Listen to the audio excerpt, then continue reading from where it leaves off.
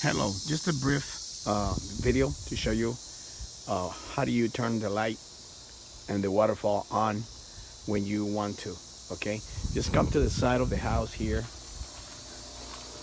and the equipment is in the other side of the fence.